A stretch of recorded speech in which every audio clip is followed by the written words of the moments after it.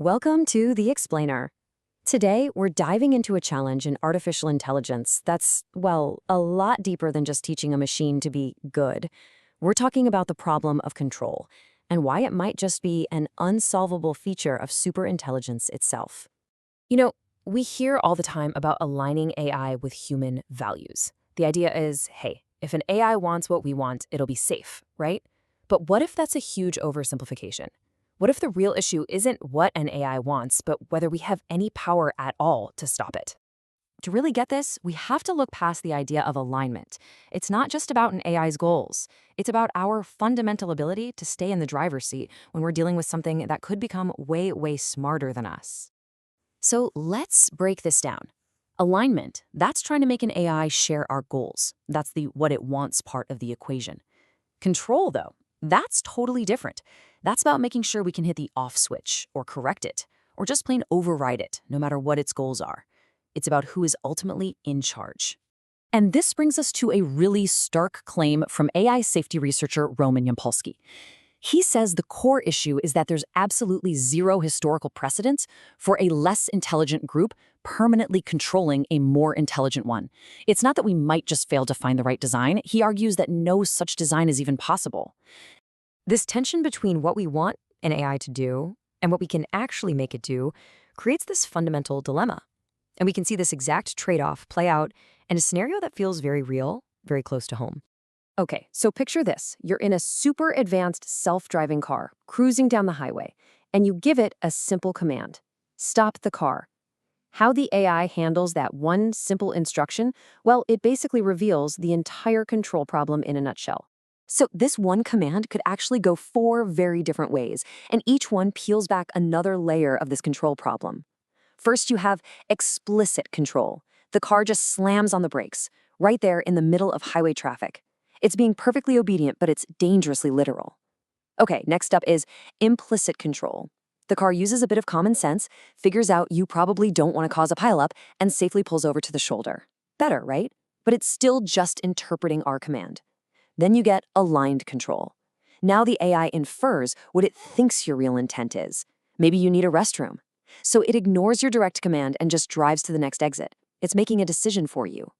And finally, you get delegated control. The AI decides that what you really need is a workout, so it drives you to the nearest gym. At this point, the AI isn't your tool anymore. It's a guardian that you can't fire. So here's the crucial point. With every step we take to make the AI smarter or safer in its interpretation, we actually give up another piece of our own direct control. And this is the fractal nature of the problem. This simple little trade-off in a car just scales up and up to an existential level.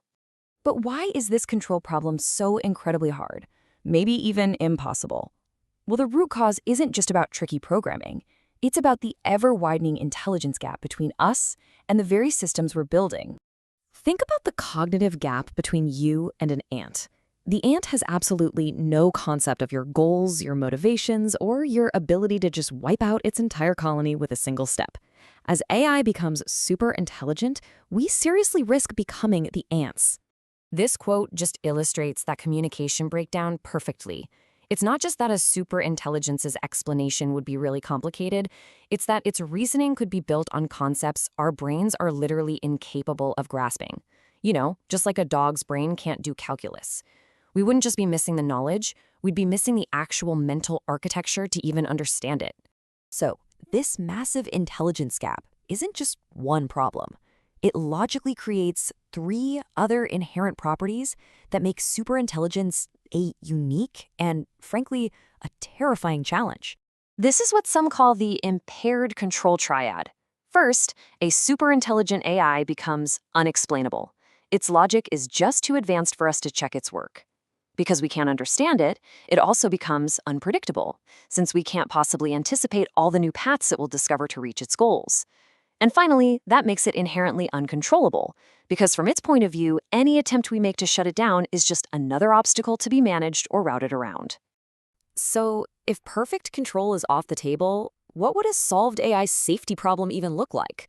What are the absolute, rock-bottom, non-negotiable conditions that we would need to meet?